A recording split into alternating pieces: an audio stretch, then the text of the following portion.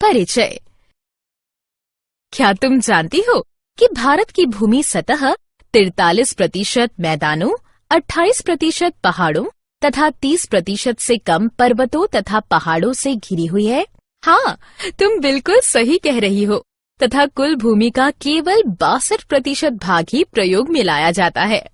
स्थल मंडल जीवन को सहारा प्रदान करने वाला मुख्य तंत्र है तथा पृथ्वी की सबसे ऊपरी सतह मृदा कहलाती है।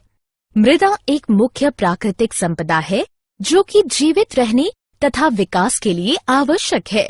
भूमि का लगभग 4/5 भाग मृदा से ढका हुआ है। उद्देश्य। इस पाठ के अंत में आप निम्न करने में सक्षम हो जाएंगे।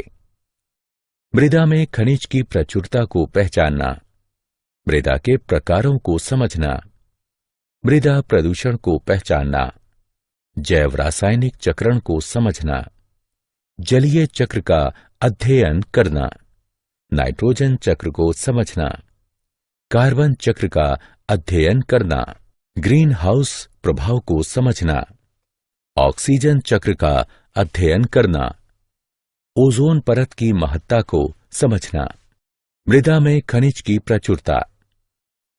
एक चित्र में जीवन की विविधता को निर्धारित करने वाली एक महत्वपूर्ण संपदा मृदा है। पृथ्वी की सबसे बाहरी परत को भूपृष्ठ कहा जाता है और इस परत में पाए जाने वाले खनिज जीवों को विभिन्न प्रकार के पालन पोषण करने वाले तत्व प्रदान करते हैं। लेकिन यदि ये खनिज बड़े पत्थरों के साथ संलग्न होते हैं तो ये जीवों के लिए उपलब्ध नहीं होंगे। हजारों और लाखों वर्षों के लंबे समयांतराल में पृथ्वी की सतह या उसके समीप पाए जाने वाले पत्थर विभिन्न प्रकार के भौतिक, रासायनिक और कुछ जैव प्रक्रमों के द्वारा टूट जाते हैं। टूटने के बाद सबसे अंत में बचा महीन कण मृदा है। वे कारक या प्रक्रियाएं जिनसे मृदा बनती है निम्न हैं। सूर्य दिन के समय पत्थर को गर्म कर देता है जिससे वे प्रसारित हो जाते हैं। रात के समय ये पत्थर ठंडे होते हैं और संकुचित हो जाते हैं क्योंकि पत्थर का प्रत्येक भाग असमान रूप से प्रसारित तथा संकुचित होता है। ऐसा बार बार होने पर पत्थर में दरार आ जाती है तथा अंत में ये बड़े पत्थर टूटकर छोटे छोटे टुकड़ों में विभाजित हो जाते हैं। जल मृदा के निर्माण में दो प्रकार से सहायता करता है। पहला, सूर्य के ताप से बने पत्थरों की दरार में जल जा सकता है। यदि यह जल बाद में जम जाता है तो यह दरार को और अधिक चौड़ा करेगा। दूसरा, बहता हुआ जल कठोर पत्थरों को भी तोड़ फोड़ देता है। तेज गति के साथ बहता हुआ जल प्रायः अपने साथ बड़े और छोटे पत्थरों को बहाकर ले जाता है। ये पत्थर दूसरे पत्थरों के साथ टकराकर छोटे छोटे कणों में बदल जाते हैं। जल पत्थरों के इन कणों को अपने साथ ले जाता है और आगे निक्षेपित कर देता है। वायु। जिस प्रकार जल में पत्थर एक दूसरे से टकराने के कारण टूटते हैं, उसी प्रकार तेज हवाएं भी पत्थरों को तोड़ देती हैं। वायु जल की ही तरह बालू को एक स्थान से दूसरे स्थान तक ले जाती है। मृदा के प्रकार तथा भूमि प्रदूषण। मृदा एक मिश्रण है। इसमें विभिन्न आकार के छोटे छोटे टुकड़े मिले होते हैं।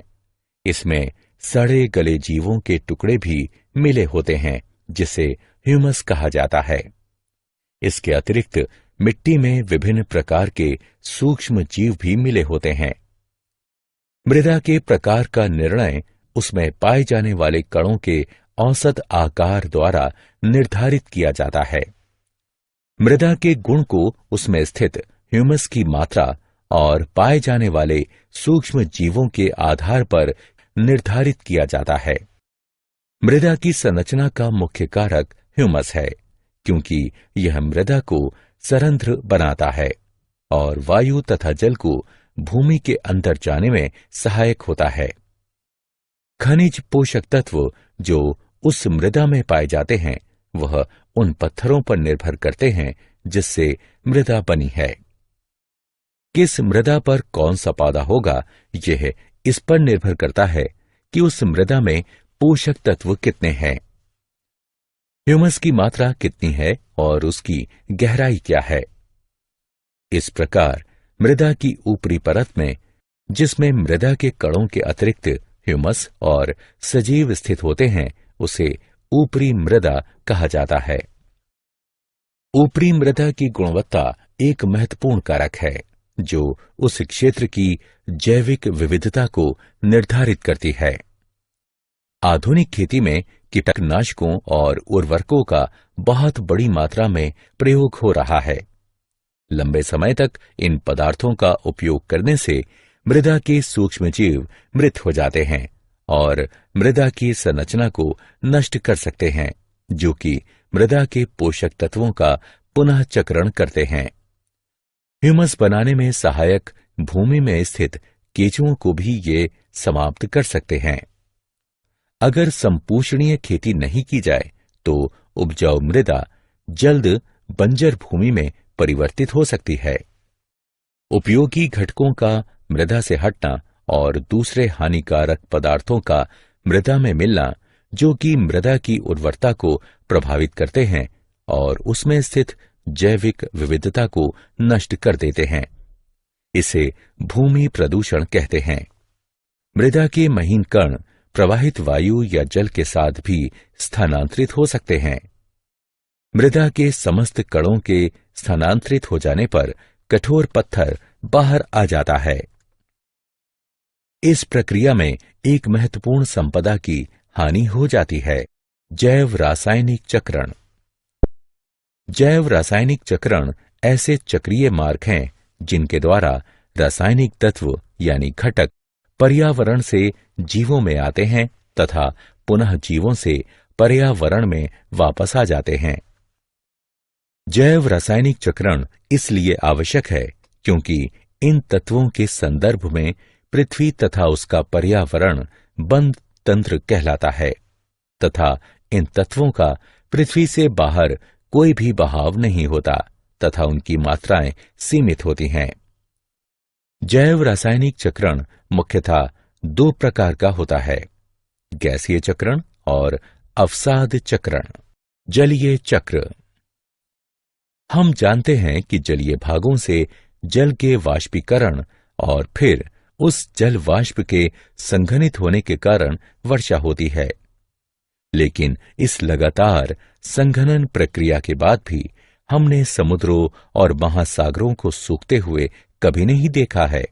इसलिए हमारे मस्तिष्क में यह प्रश्न उठता है कि किस प्रकार यह जल इन जलीय भागों में वापस आ जाता है। इस प्रश्न का उत्तर यह है कि पूरी प्रक्रिया को, जिसके द्वारा जल जलवाष्प बनता है और वर्षा के रूप में सतह पर गिरता है और फिर नदियों के द्वारा समुद्र में पहुंच जाता है, इसे ही जलीय चक्र कहते हैं। ये सारा जल जो पृथ्वी पर गिरता है तुरंत समुद्र में वापस नहीं चला जाता है। इनमें से कुछ मृदा द्वारा सोख लिया जाता है तथा भूजल का कुछ हिस्सा बन जाता है। कुछ भूजल झरनों के द्वारा सतह पर आ जाता है या हम कूपों और नलकूपों के माध्यम से इसे अपने प्रयोग के लिए सतह पर लाते हैं। पानी विभिन्न प्रक्रियाओं के लिए स्थलीय जानवरों और पौधों द्वारा भी प्रयोग किया जाता है और आप जानते ही हैं कि पानी पदार्थों की एक बड़ी संख्या को घोलने में सक्षम होता है। नाइट्रोजन चक्र। हमारे वायुमंडल का 78% भाग नाइट्रोजन गैस बनाती है तथा यह गैस जीवन के लिए आवश्यक अनेक अणुओं जैसे प्रोटीन, न्यूक्लियक अम्ल यानी डीएनए और आरएनए तथा कुछ विटामिनों का भाग है। नाइट्रोजन एल्केलाइड तथा यूरिया में भी पाई जाती है। नाइट्रोजन सभी जीव रूपों के लिए एक आवश्यक पोषक है। यद्यपि कुछ प्रकार के जीवाणु यानी बैक्टीरिया को छोड़कर दूसरे जीव रूप निष्क्रिय नाइट्रोजन परमाणुओं को नाइट्रेट्स तथा नाइट्राइट्स जैसे दूसरे आवश्यक अणुओं में बदलने में सक्षम नहीं हैं। नाइट्रोजन स्थिरीकरण करने वाले ये जीवाणु या तो स्वतंत्र रूप से रहते हैं या द्विबीजपत्री पौधों की कुछ स्पीशीज के साथ पाए जाते हैं। साधारणतः ये नाइट्रोजन को स्थिर करने वाले जीवाणु फलीदार पौधों की जड़ों में एक विशेष प्रकार की संरचना यानी मूल ग्रंथिका में पाए जाते हैं।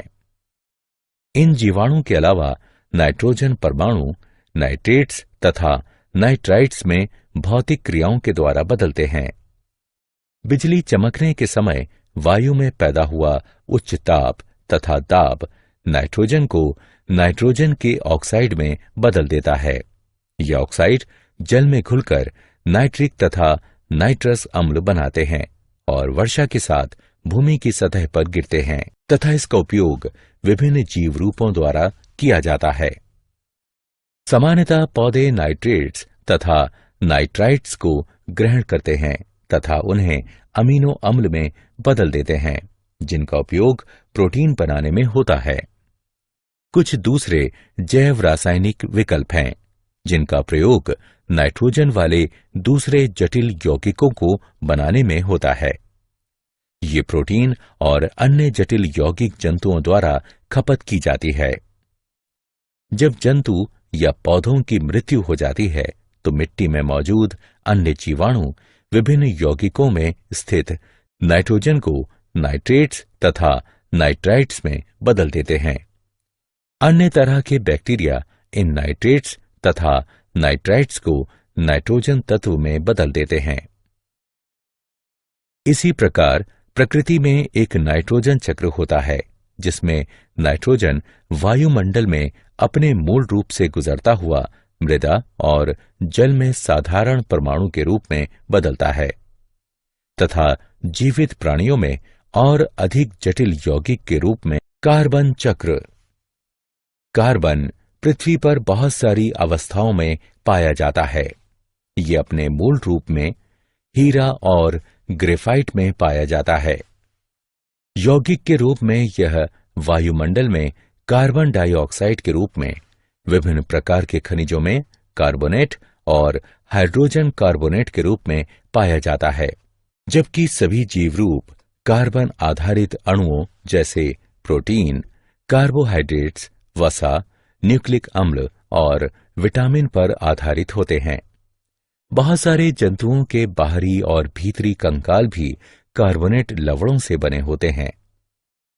प्रकाश संश्लेषण की क्रिया जो सूर्य की उपस्थिति में उन सभी पौधों में होती है जिनमें कि क्लोरोफिल होता है, इस मूल क्रिया द्वारा कार्बन जीवन के विभिन्न प्रकारों में समाविष्ट होता है। यह प्रक्रिया वायुमंडल में या जल में घुले कार्बन डाइऑक्साइड को ग्लूकोज अणुओं में बदल देती है। ये ग्लूकोज अणु या तो अन्य पदार्थों में परिवर्तित हो जाते हैं अथवा अन्य जैविक रूप से महत्वपूर्ण अणुओं के संश्लेषण के लिए ऊर्जा प्रदान करते हैं। जीवित प्राणियों को ऊर्जा प्रदान करने की प्रक्रिया में ग्लूकोज का उपयोग होता है। श्वसन की क्रिया द्वारा ग्लूकोज को कार्बन डाइऑक्साइड में बदलने के लिए ऑक्सीजन का प्रयोग हो भी सकता है और नहीं भी। यह कार्बन डाइऑक्साइड वायुमंडल में वापस चली जाती है। दहन की क्रिया जहां ईंधन का उपयोग खाना पकाने, गर्म करने, यातायात और उद्योगों में होता है, उसके द्वारा वायुमंडल में कार्बन डाइऑक्साइड का प्रवेश होता है। वास्तव में जब से औद्योगिक क्रांति हुई है और मानव ने बहुत बड़े पैमाने पर जीवाश्म ईंधनों को जलाना शुरू किया है, तब से वायुमंडल में कार्बन डाइऑक्साइड की मात्रा दुगनी हो गई है। ग्रीन हाउस प्रभाव। ग्रीन हाउस प्रभाव एक प्रक्रिया है जिसके द्वारा एक ग्रह की सतह से ताप विकिरण वायुमंडलीय ग्रीन हाउस गैसों द्वारा अवशोषित हो जाती है और फिर सभी दिशाओं में विकीर्ण हो जाती है। उसके बाद विकिरण का कुछ भाग पुनः सतह की ओर वापस आ जाता है। ऊर्जा सतह और निचले वायुमंडल में स्थानांतरित हो जाती है।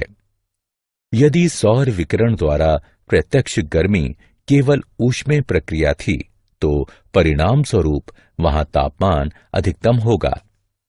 वायुमंडल में विद्यमान कार्बन डाइऑक्साइड में वृद्धि से वायुमंडल में ऊष्मा की वृद्धि होती है तथा वैश्विक ऊष्मीकरण ग्लोबल वार्मिंग को बढ़ावा देती है।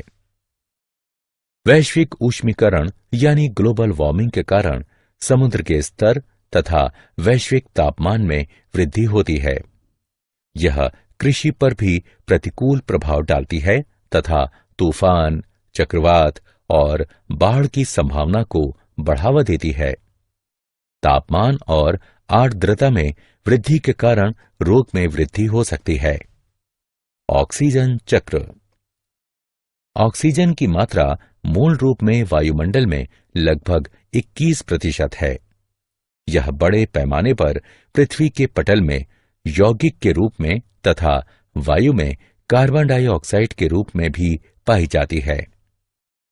पृथ्वी के पटल में यह धातुओं तथा सिलिकॉन के ऑक्साइडों के रूप में पाई जाती है। यह कार्बोनेट, सल्फेट, नाइट्रेट तथा अन्य खनिजों के रूप में भी पाई जाती है। यह जैविक अणुओं जैसे कार्बोहाइड्रेट्स, प्रोटीन, न्यूक्लिक अम्ल और वसा अथवा लिपिड का भी एक आवश्यक घटक है। ऑक्सीजन चक्र वायुमंडल में ऑक्सीजन की मात्रा को संतुलित रखता है। वायुमंडल में ऑक्सीजन का उपयोग 3 प्रक्रियाओं में होता है, जिनके नाम हैं श्वसन, दहन तथा नाइट्रोजन के ऑक्साइड के निर्माण में। केवल एक प्रमुख प्रक्रिया द्वारा ही ऑक्सीजन पुनः वातावरण में लाई जाती है।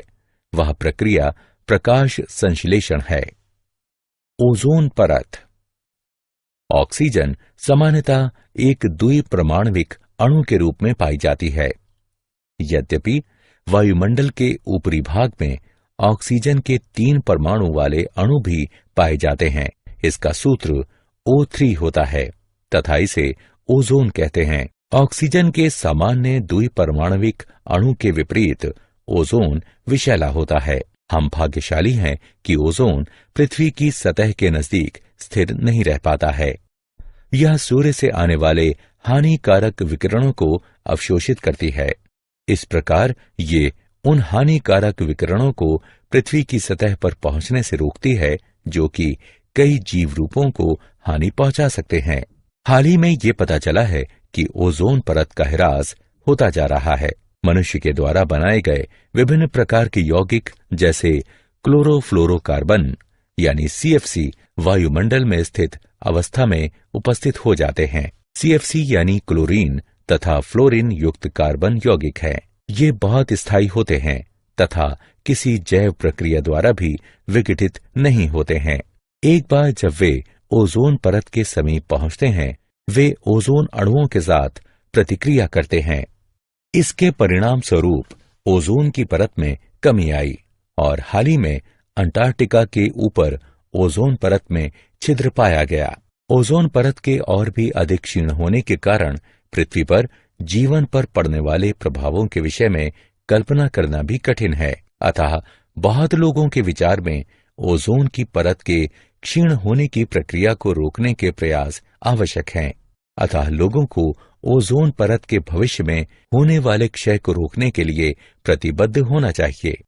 क्या आप जानते हैं, पिछले कुछ दशकों से प्रत्येक वर्ष दक्षिणी हेमिस्फीयर शीत के दौरान क्लोरीन तथा ब्रोमीन की रासायनिक अभिक्रियाओं से दक्षिणी ध्रुवीय भाग में ओजोन परत का क्षय काफी तेजी से हो रहा है। इस क्षय वाले भाग को ओजोन छिद्र कहते हैं। ओजोन छिद्र का आकार नक्शे के कुल ओजोन कॉलम को मापकर किया जाता है।